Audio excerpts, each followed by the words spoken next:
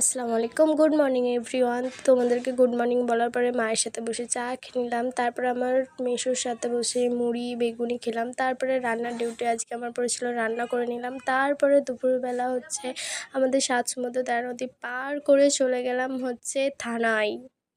আমাদের এই মাছের গন্ধ শুকতে শুকতে শুকতে শুকতে চলে গেলাম আমাদের মহেশতলা থানায়। না থানায় মানে কোনো কেস করতে যায়নি, থানার ভিতর দিয়ে গিয়েছিলাম ব্যাংকে।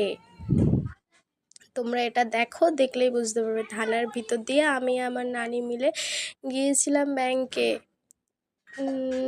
ব্যাংকে ভেবো না যে আবার টাকা তুলতে গিয়েছিলাম, ঠিক আছে।